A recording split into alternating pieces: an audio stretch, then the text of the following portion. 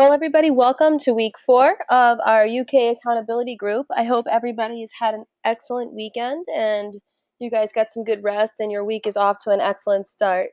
Gosh, I feel like the weather is finally warming up and it's just making it so much better. So, with that being said, I'm really excited about tonight's topic. I feel like for most people, the topics that we're going to cover tonight are probably the biggest hurdle that most people have to get over, which is how do you motivate your prospect to want to buy or to want to schedule a website appointment with you now rather than wait or not, be a little bit ambiguous with what their next step is going to be or just drag their feet, if you know what I'm saying. So the idea is, how can we be better at informed discovery? It's a process called informed discovery where through that process, you are actually going to motivate your prospects to have a higher interest to move now rather than to wait. So we're going to talk about how to do this really in two different big categories. The first one is really just preparedness. Um, Having more qualified appointments right from the beginning. What can you do before you even talk to anybody on your names list or anybody on your leads list? What kinds of research can you do? How can you specifically, um, direct the conversation so that you're identifying actual needs right away and having an opportunity to solve a problem? Because really, that's what it comes down to: is have you identified a need? Have you identified that this might be a good potential fit? Because remember, if you haven't done that and you're just scheduling random appointments that aren't very qualified, you're going to get you're not going to get the result that you want. If you want to make sales and you want to have good progress going on, then you have to commit to setting some good qualified appointments. It's the same thing as in business building. If you lay the groundwork before you show somebody the UK plan, then they're more likely to respond to that than if you just kind of get anybody to sit down and do it. We haven't really had an opportunity to talk with them yet. So that's the first part of what we're going to cover tonight. The second part is going to be around how to conduct quality 15-minute consultations. And yes, there's multiple consultations that you can conduct. And through these consultations, you have an opportunity to just do an intake of information. It's an opportunity for you to find out specifically what the needs of your prospect are so that you either A, have a better appointment, or B, you can make a better product recommendation. So the really cool thing about that is most people, when you're talking with them, are extremely busy. I mean, I'm not sure about you guys, but when I'm talking to prospects, they're way too busy. They're running a business. The weeks are flying by, and they don't have time, without any real idea of what they're getting into, to dedicate an entire hour to a website appointment right away. And so one of the things that we found is that by conducting these 15-minute consults, we get more people that commit to that because it's only 15 minutes. And secondly, you find that because of that focused 15-minute consultation, the prospect actually becomes way more interested in actually scheduling a full-on appointment. And you're going to see why when I show you how they're structured and what the goals of them are and what they accomplish. But it's an extra step for sure to conduct a 15-minute consultation. But I feel like that 15-minute extra step that you're adding to the process is going to save you hours of your time later, weeks or even months of follow-up later, because the 15-minute consultation gets to the point right away. And I really like that. Just a couple of quick announcements, just a friendly reminder that you need to report your results. And I saw lots of great questions this week again, which was awesome. Please remember that you can view the recordings of these sessions. As long as the recording is successful, we are uploading it to the YouTube playlist. So if you click right here on recorded webinars, you'll get to that. It says take about a day for them to go live. So if you want to see them, just attend the live session. And if you're capable of waiting an extra day, or if you need to review it in the future, you can always see it there. All right, so the first thing to identify is, first of all, what is a qualified appointment versus an unqualified website appointment? This is really important to understand. because 1 in 3 qualified appointments will end in a sale. Now, in the first week that we got together, we sat there and we all, went through what our goals were, and hopefully you completed your exercise and identified some retail targets for yourself, and how many website appointments you needed to create to sell the amount of websites you needed to sell to earn the amount of money that you needed to earn to pay for your goals, right? Now, that number, the appointments that you're shooting for, is only relevant if you're selling or you're setting qualified appointments. And so the first step is to understand what a qualified appointment is versus an unqualified appointment. So the biggest thing, and this is coming from our director of sales at MA Web Centers, the biggest challenge that the product specialist has or they have with appointments is that not all of the decision makers are on the call. So, in talking with Brian, he said, look, the majority of the follow up that we create um, for ourselves is really the result of people not setting appointments with everybody that has input. And so the thing is that web center owners, we make the mistake of thinking that only business owners are decision makers, and that's just not true. A decision maker is anybody that has input in making the decision. So when you schedule an appointment, you want all of the decision makers to be present. That is a qualified appointment. An unqualified appointment would only have one or even none of the decision makers. Maybe it's just an employee. You don't want to deal with that stuff. And here's why.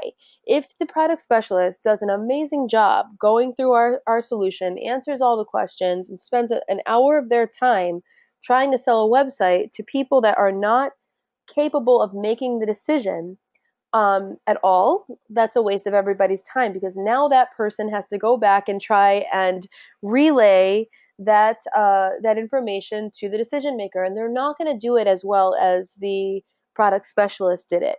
The other part of that is having all decision makers present. So even if it's a spouse or if it's a 17-year-old friend, or someone that just graduated college or an employee, it doesn't matter if that person is a business owner or not. If they have input, then they have input and they need to see the presentation so that they can have relevant input or good input.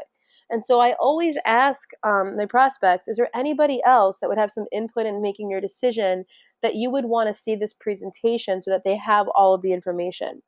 And that's how I put it. I don't say, are there any other decision makers? First of all, that sounds incredibly salesy, and people hate that.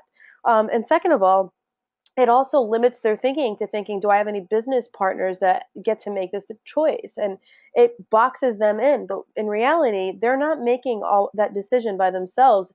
They may be considering the input or the opinions of other people that don't own their business. Second, a qualified appointment, you're aware of an advertising budget. In an unqualified appointment, you're not aware of any kind of other advertising that they do. Now, here's a very cool thing about this. If you can identify if your prospect does any other advertising at all, that qualifies them, because it lets us know that they take marketing their business seriously and that they have a budget for advertising their company, right? And so our product specialists are very well versed in what kind of advertising happens these days. And so, for example, if your prospect, you find out your prospect does advertise in the yellow pages, for example, and that they have a business card size ad, the product specialist is going to be able to translate that into a number. They're going to be able to say, okay, well, if they're doing a business card ad, then they are very likely spending about 200 to 300 pounds a month on this advertising space. And so they know that our solution is going to get them better results, and it's going to be way less expensive than the Yellow Pages ad, right? So you don't need to know what budgets are what or how much money they have set aside. You don't need to know that. But what you do need to know is, do they have an advertising budget at all? And so you always ask the question, what are you doing to advertise your business? How do you get your name out there? And you can ask that in your conversations, and that question also gets asked in the 15-minute consultation.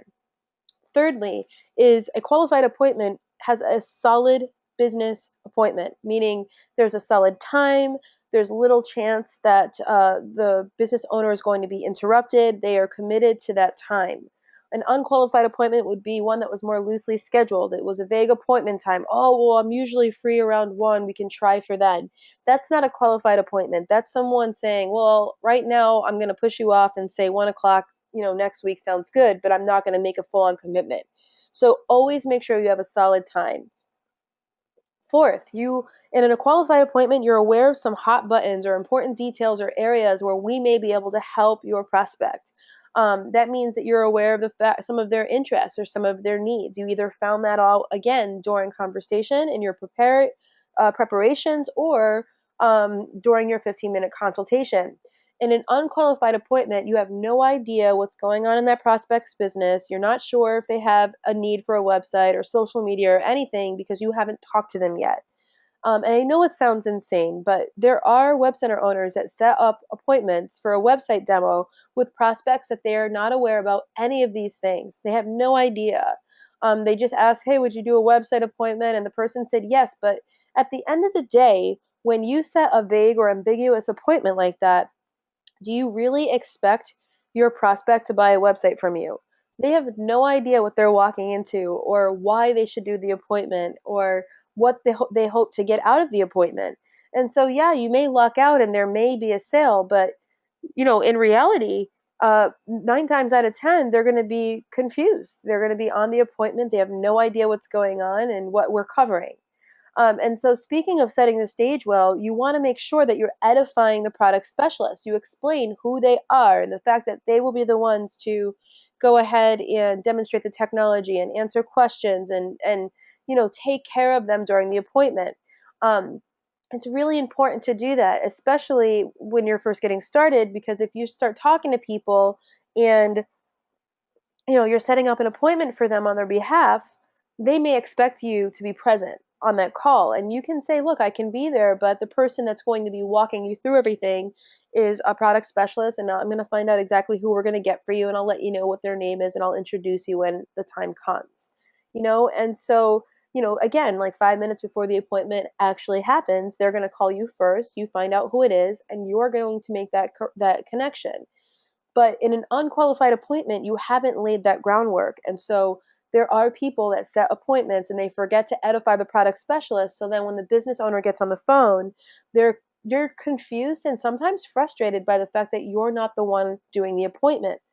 But that's not because they don't want to talk to our product specialist.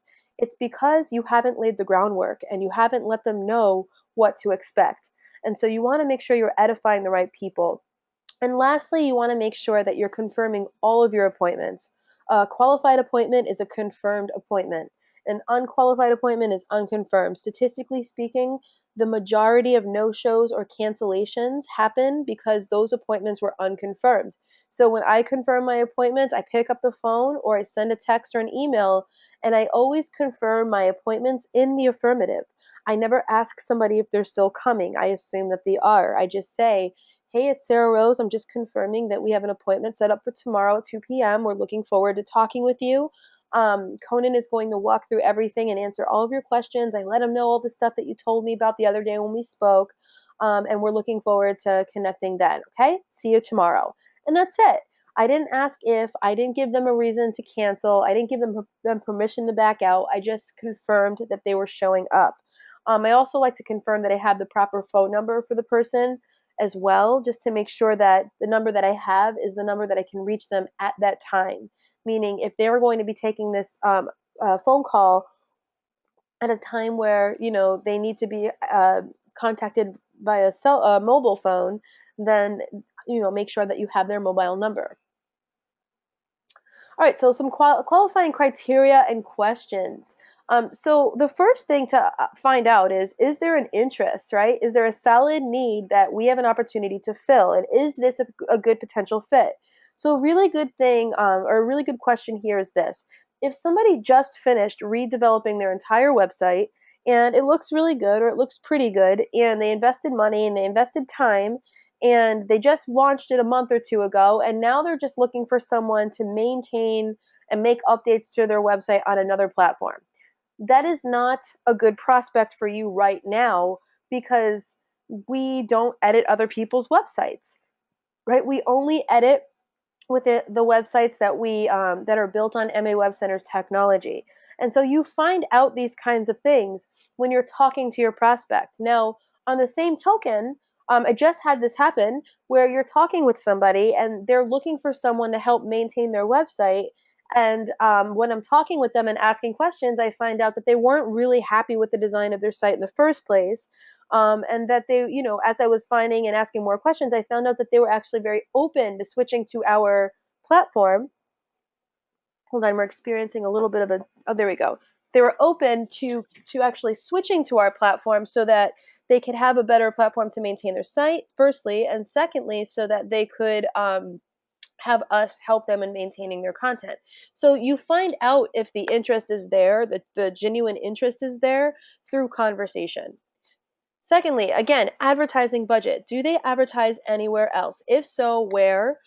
Do they take marketing their business seriously? So I always like to Google my prospects. I always like to, if I get like a Valpak or a mailer, or I see a billboard, or I see, someone advertising their business on a taxi cab, or wherever, or at a restaurant. I always like to write those things down because to me, those are businesses that take advertising themselves very seriously, which means they have an advertising budget, and that's a good qualifying criteria. Thirdly, timing. This is very critical. Are they motivated to go now? Are they in their researching stage, right? Do they have a tight time schedule where they need you to turn a website around very quickly? These are all things that you need to be aware of so that we know if we can meet their needs, number one. And secondly, it just puts your expectations in the right place. Some people are motivated to get a website up right now because maybe their business kicks off in August or September, and they need their website. Maybe it's like a preschool or something like that, and they need their website ready before then. So they want to get started right away. Other people may be in the complete tornado of their business right now. Their business is booming. If you are talking to a lawn care company right now, in most places, that business is booming and they don't have time to make advertising decisions that require time investments like a new website. They may, however, have the time to do some Google AdWord campaigns or do Facebook campaigns because that doesn't take a lot of time out of their schedule. However, it could create some really great results right now during the busy season so they can get more business while people are looking for the products or services that they provide. Timing is critical. It also helps with your expectations. So if you're aware that these people are ready to go now, you know you need to be very efficient with follow-up to make sure that these people are getting their appointment right away and that they're ready to go right away. And if you're also on the same token, if you're aware that they're going to take a couple of months, that they're just researching right now, then that lets you know, okay, that's fine. I'm not going to stress out about pushing this sale through right now, but what I am going to do is be very proactive with my follow-up. What you need to be careful about in those situations is this: if you set the stage, you do a 15-minute consult, you do some rapport building, and you know that they're not ready to go now, but that they need to be followed up with. If you forget to do that follow up, you will end up losing that sale to somebody else that does do the follow up, and they are the ones that are going to benefit off of all the work that you did. So make sure that you're following up and you're aware of your prospect's timing. Fourth, the appointment timing itself. Is this a good time to meet? Is there a little chance that they'd be interrupted? I find that most business owners like to meet early in the morning or late at night, either 7 a.m. or 7 p.m., because most business owners they play an integral role of their daily operating procedures, and most business owners don't have time to step away from running their business to do sales appointments or to do research for how to market. You know what I mean? They don't have that time to invest. So our product specialist, our sales support is 24/7. Just to keep you aware, we have less availability at certain times where the need or the request for an appointment are lower. So if you log into your web center and you look at your sales calendar, you'll see which ones are available. All you do is you log into your web center, you click on schedule sales appointment, and then it will ask you a bunch of questions. You'll pick the date and the time. It will show you all of the available times, and then you just take it from there. Again, decision makers. Will everybody with input be available on the appointment? And again, everybody with input. We already talked about that. And setting the stage for the success. Again, we talked to that about that as well. But here's a couple of other things I like to make sure of. Can the prospect be on the phone and the internet at once? Are they going to be able to? And that's important. Sometimes prospects. No, here's the deal. A couple of years ago, 5, 8, 10 years ago, this was an issue because a lot of business owners still had dial-up internet connection. That's not the case anymore. So I find that 99% of people are able to be on the phone and the internet at once. But here's what else I find. A lot of times business owners will hop on these calls while they're in transit or at a time where they're off site, and so they're just thinking it's going to be just a phone call, and so they weren't preparing to be on their computer or able to join the go-to meeting so that they can actually see the stuff that we're trying to demonstrate to them. So I just let them know, listen, this is going to be done by a go-to meeting, and you want to make sure that you can be on the phone and on the internet at the same time. I also tell them to make sure they have an up-to-date internet browser, that the product specialist is going to be the one doing the call. And finally, I always encourage my prospects to write all of their questions down in advance because I find that if they have them written down in advance, they're more likely to remember to ask their questions. And that just cuts down on the amount of follow-up that's required to get the sale. So if they get the answers to their questions sooner, then they're going to be able to make a decision sooner. So overcoming some hurdles, right? If there's a lack of interest, how can we help our prospects to overcome their own indifference, right? Or how can we help them to discover the value of our products? Well, the thing here is it's not about how we can explain this stuff away. It's not about that. Prospects become motivated when you help them discover and solve problems better than anybody else. And what that simply means is 9 times out of 10, your script that you memorized, your sales aid that you gave, none of that matters unless you've helped them discover and solve a problem that they have, right? So it's our job to discover what are their needs, what are their challenges, what are their issues, so that we can help motivate them to solve that problem using our solution by setting an appointment. And we do that by sharing solutions and creating an opportunity to solve that problem, which is the appointment, right? So the appointment is the solution. That's the opportunity for them to solve whatever said issue that they have. So we're not looking to sell, we're looking to solve issues. So don't worry about the strong sales pitch. Stop it. Just start conversations. Don't worry about rejection. It doesn't matter. You're looking for issues that you can help solve a problem for. There's no rejection to be had. You're not trying to sell them anything. When you get an objection, try to discover why did they make that objection in the first place, right? So for example, this just happened last week. I had somebody come to me and they had a prospect who wanted us to develop a mobile site, but not their regular site. They just wanted us to build a second mobile site. And I said, well, what is that? Why did they say that? And she said, well, the person just invested a bunch of time into developing their website. However, they really realized that they needed a mobile version of the site so that they can, take advantage of Google and be seen on the search engines because they were aware of the new stuff that just happened. And also just because they realized that their users wanted a mobile experience. They don't have time. This was the key point. They don't have time to go through this whole process again. So when the WebCenter owner was sharing this prospect with me, right away I knew what the issue was. So the issue is, number one, this client wants a mobile site for search engine purposes. Number two, they want a mobile site for user experience purposes. And number three, they just want to do the mobile site because they just don't have time to go through this process. So what I said to them is, well, first of all, responsive is better than mobile because if you don't have time to maintain a website, responsive allows you to maintain one website and then it just automatically adapts based on the device it's being viewed on. So when you create a second mobile site, you now actually have to maintain content on 2 different websites, which is a giant pain to keep up to date. No, not many people are capable of doing that. So if the client's looking to save some time, honestly, investing a little bit of time right now in a responsive actually might save them a lot of time overall. The other part of that is that if they just went through this and they like the content on their site, they can switch to us. I mean, they'll have to pay a fee so their design center can help integrate it. But they can switch to us and we won't need a lot of their time invested because, we'd essentially be rebuilding their site responsively into our system. The other big piece is if they're looking to leverage the search engines more, then the problem here is when you have a mobile site, it's two different websites. A mobile site and a regular site are two different websites. And so it kills your search engine optimization because your stats are cut in half. If somebody visits your mobile site, then that helps your analytics for the mobile site. If they visit your regular site, it helps the analytics for your regular site. Whereas if you had a responsive website, then it doesn't matter if they're looking at the iPhone version or the tablet version or the desktop version, all of those analytics are all funneling to the same place. And so as a result, your website ends up having a higher and stronger SEO value. So it comes down to listening, right? So they gave me an objection and I'm not sitting here trying to explain to them. I'm just trying to find out what is the objection really about so I can decide, is this something that I can help them with or not?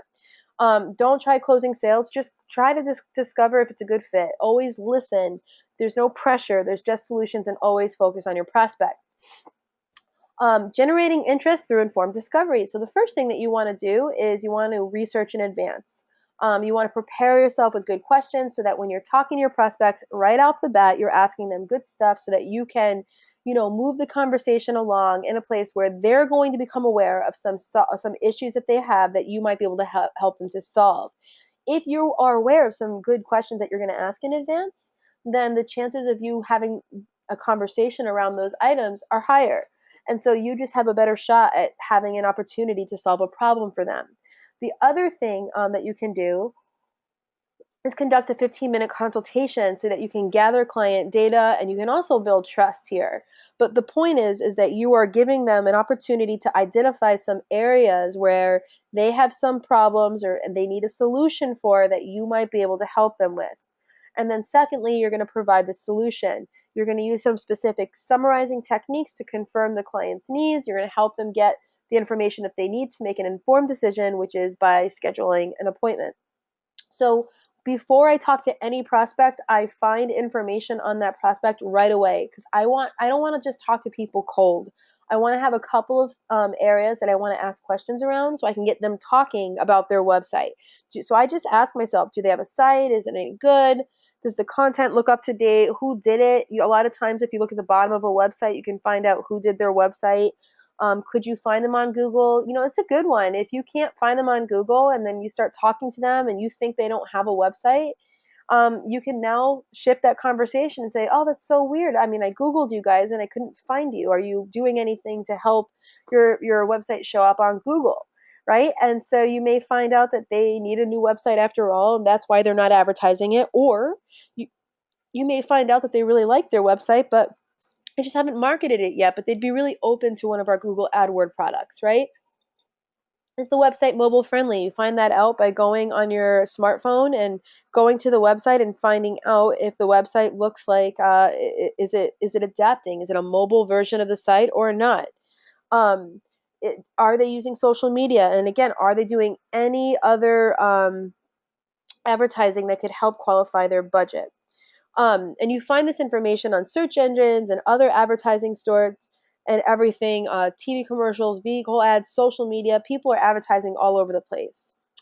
Now, when you find out that information, you want to remember that you're going to focus on asking them questions based on what you discovered. So you're not going to call people up and say, your website looks out of date. How can I help you fix that? You want to get them to tell you what you already discovered in your research. So just ask the question. Hey, I was looking through your website and I'm just curious, is your menu up to date? Or is all of that information up to date? And let them tell you it's not. It's way more powerful because now they are stating that there's an issue with their website and they're the ones saying it, so they own it. Second, focus on questions that build value and the benefit of your product. So if you're not sure, you can always ask them about how their business is going. How are they advertising? Do they feel like they're spread too thin? Is their website helping to increase their customer satisfaction? Or streamline their business practices, right? And regardless, when you ask these questions, you just listen to the response and go from there. If they say business is slow, ask them, oh man, we hear that a lot these days. What are you doing to get your name out there? If they say business is great, okay, awesome. That's really awesome. I'm happy to hear that. How are you managing all of that? Is your website helping you with that? Is it helping to maybe answer some client questions or with customer service? Don't just stop the conversation. Your goal is to keep this conversation going until you can identify if there's a solid need we can help with. So the next and the last thing I want to talk about today or tonight is the 15-minute consultations.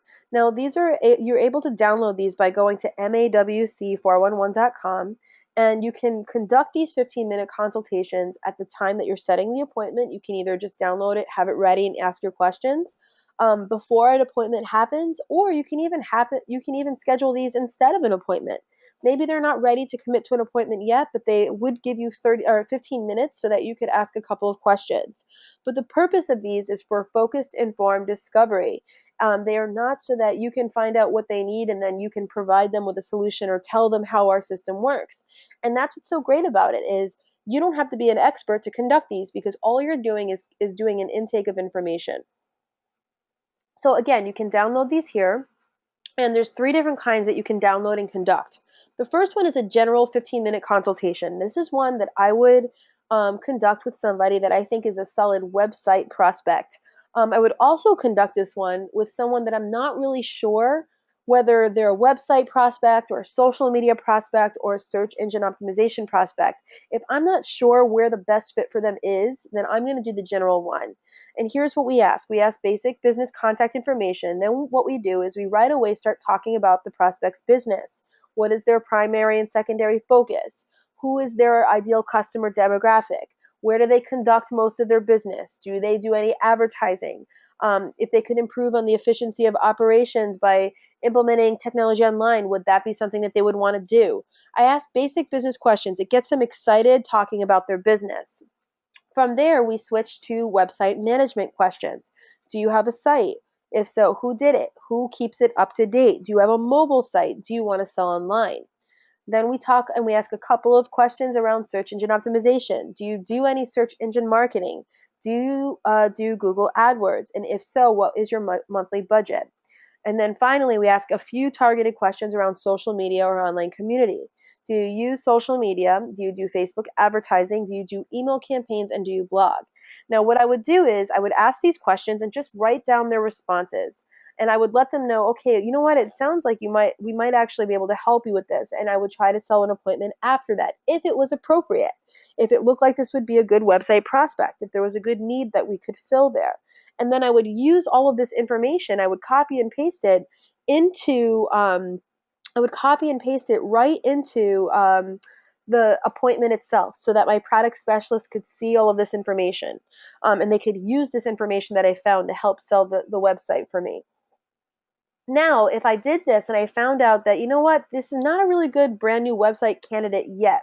However, they are a really good social media candidate.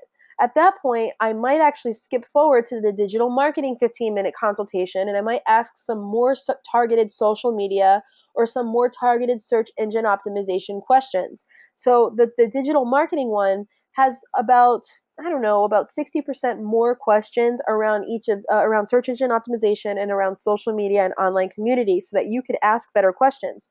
Now, based on this responses, you could then create a proposal or you could call in a tech support and have them help you to process a sale for the Facebook ads or social media management or Google ads or one of our new products. But you would want to do that. You would make a good recommendation for these products based on the information you got here. Now, if you've got oops, let me go the wrong way. If you've got a candidate that you think would be a good candidate for our managed monthly membership program, where we actually do the updating for the website on their behalf, then the website management set of questions, we have an extended one of those, is a good choice for you. So again, it's just some extended questions around website management. Do they need us to help them keep their content up to date, or do they want to do it themselves? Do they require content writing service, or do they want to write their own content? Do they, I don't know, have a blog or host a blog with WordPress somewhere else, or is that something we might be able to help them with? That's the point of these questions. So finally, your job is to connect the dots for your prospects. So it's all about informed discovery, whether you did that by researching in advance and asking good questions when you talk to your prospects, or whether you found that information out during a 15-minute consultation. Your job is to then identify what the holdup is and help them get the information that they need. So what do they need? Do they need more information? Do they need an actual appointment? Do they need to understand our process, our system? Do they need design samples, testimonials? Do they need a follow-up appointment? Is there another decision maker that we need to schedule another appointment with? Is there some consumer confusion where maybe they think, oh, well, what's the difference between this and that? There's all kinds of information. If you go to mawc411.com, there's all kinds of downloads and resources that you can share. We actually talked about a lot of them last week on our session. And there's a ton of stuff being shared on our blog and on social media that you could share as well. So it's your job at that point to connect your dots. And again, you can leverage our team and you could just schedule an appointment. Or if you think it's something where you just need to send them some design samples and they're ready to go ahead and do that as well. So with that being said, I want to go over what this week the focus will be. Just make sure you continue to do your daily operating procedures. And this week's challenge of the week is to do prospect research on every one of your candidates, every one of your leads. I want you to Google them and answer a couple of questions around each person. Now, based on the research that you've done, I want you to go ahead and write down what are a few questions that you will ask based on what you found out. And I know it seems silly or like busy work, but the fact is when you do the research and you find some things out, almost everybody picks up the phone and they mistakenly sound aggressive, right? Oh, your website looks terrible. It hasn't been updated in 4 or 5 years, huh? Or maybe you don't sound that aggressive, but when you say it like a statement like that, instead of asking a question, it comes across as aggressive. And so it's really a good thing to go ahead and identify your findings in your research and then identify 2 or 3 questions that you want to ask that particular prospect. The other thing that I want you to do is I want you to shoot for scheduling as many 15-minute consultations as you possibly can this week. So whether it's the general website management or digital marketing one. So next to all of your prospects, I want you to try and target and see how many 15-minute consultations can you schedule and how many of them can you actually conduct this week. They're really easy to schedule, they're really easy to do, and they're honestly like it's such a foot in the door. Almost every single time they lead to a full-on website appointment or a sale right away. When we did this on the web blog contest, people were blown away by the results that they had from simply just scheduling a 15-minute consultation. So again, it may be an extra 15 minutes out of your process that you're adding to it. However, it's definitely worth it in the long run.